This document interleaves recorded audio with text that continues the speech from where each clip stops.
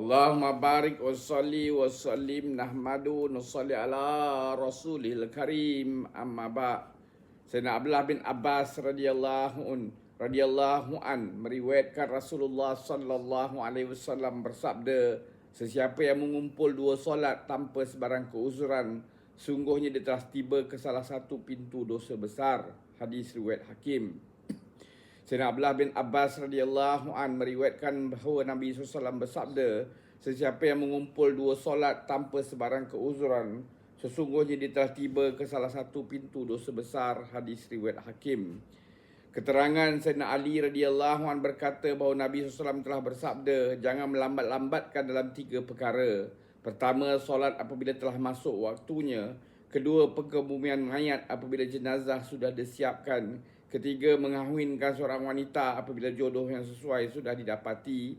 Ramai orang yang menganggap diri mereka soleh dan mereka juga dianggap seorang yang berberat tentang solat.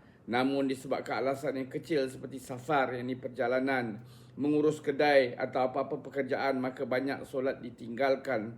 Setelah pulang ke rumah barulah mereka mengqadakkan solat-solat yang ditinggalkan itu.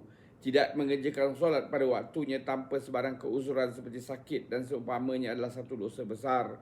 Walaupun dosa menangguhkan solat tidaklah sebesar meninggalkan solat, namun dosa tidak mengerjakan solat pada waktunya amat berat dan masih tidak mencukupi hanya dengan mengqadakkan solat kecuali dengan bertaubat.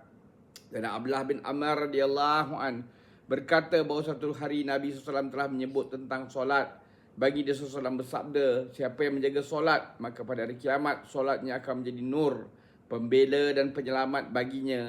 Sesiapa yang tidak menjaga solatnya, tiadalah baginya nur, pembela dan penyelamat. Pada hari kiamat dia akan bersama-sama Fir'aun, Haman dan Ubay bin Khalaf. Hadis riwayat Ahmad dan Ibnu Hibban.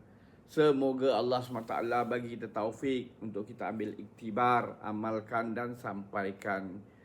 Subhanallahi wa bihamdihi, subhanakallahumma bihamdika, asyhadu an la anta astaghfiruka wa atubu ilaik. Ya amanah haifin, aminna minan nahaf. Ya amanah haifin, salimna minan nahaf. Ya amanah haifin, najina minan dahaf. Subhana rabbika rabbil izzati amma yasifun, wa salamun alal mursalin, walhamdulillahi rabbil alamin. Taqabbalallah.